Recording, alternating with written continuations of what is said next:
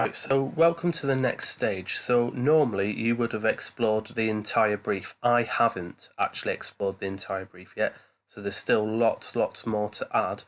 But in the interest of keeping the video short and to the point, I'm not going to fully explore it. That's your job, it's your GCSE. But this is how I would do it. Now, what I'm going to show you though is how to then explore the brief. So we've deconstructed it into these core elements. Now we need to explore it. Okay, so first of all, a narrative situation represented in the dominant image, each advertisement, featuring at least one character.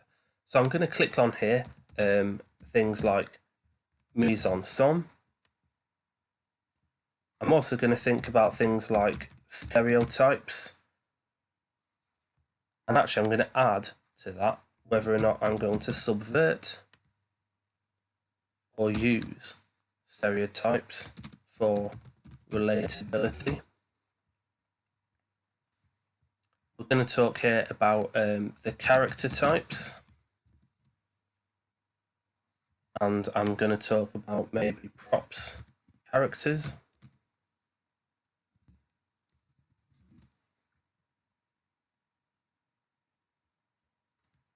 We also might want to talk about different narratives. So actually, I'm going to go back to here. That mise en scène is what's going to show us what the characters are doing. So we can't just have a character listening to the radio. Clearly, we need a narrative situation that's going to show that character listening to the radio. And essentially, we need a different one that is suited to each audience type. So I can start clicking on here now. For example, teenagers and young adults. What do they actually want out of listening to the radio? What personalities do they want? What are they going to get out of the programming? So they're probably going to want the need to be informed about new music. I'd say that probably the most important thing is probably the need to relate or social interaction, and just generally surveillance.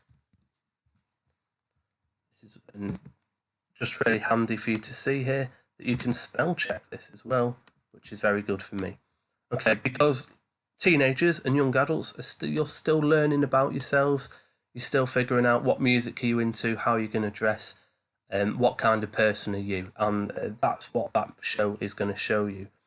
So if they're your needs, what we can think of is the presenter to be relatable, to have a sort of general level of street credibility, possibly.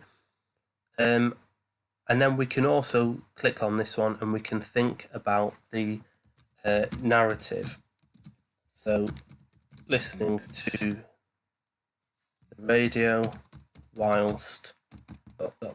So it might be revising, subvert the stereotype that teenagers are lazy, or it might be whilst playing a video game, to play on the stereotype but to make them more relatable to our audience.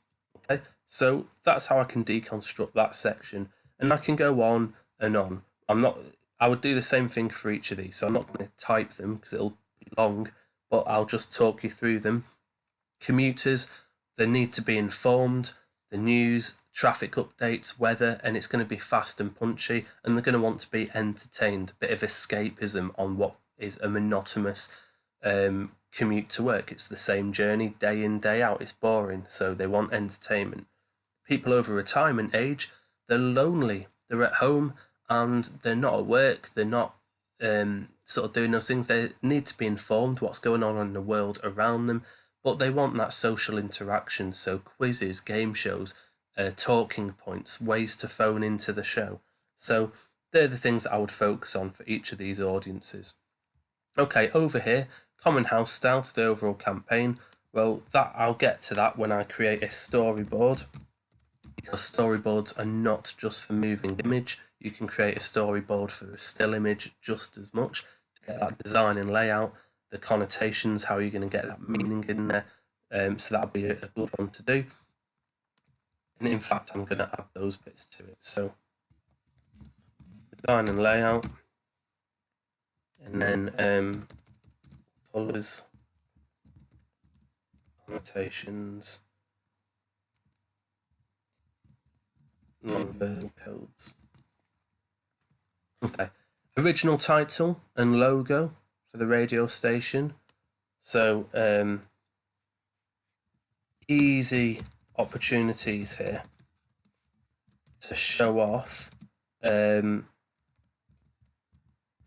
your media language, like the colours that you choose and the symbols that you choose to create that logo are an easy win for you to show the examiner that you know absolutely how to apply media language. So choose those colours and make them count. Choose those symbols and logos and make them work. Don't overdo it. Don't have a massive 25 different pictures edited together. But if you look online and you look at some logos, the simplest ones are crammed with so much meaning and connotations that it's an easy opportunity for you to just show off your media language there. What I've not included in here that's on the brief, just very quickly, you've got your original copy of 30 words. That for me is really, they're looking for you to show that you understand techniques of persuasion. This is an advert. They're asking you to basically convince the audience to do something. So those 30 words are there for you to use your logos, your pathos, and your ethos, or combination of all three, to try and convince people to listen, in this case, to a particular radio station. Right, okay, so once you've done that, you have explored the brief, and the next step is now to look at codes and conventions of existing radio adverts before you then go ahead and create your statement of intent. So I look forward to seeing you on the next video. I won't see you because it's a YouTube video, but you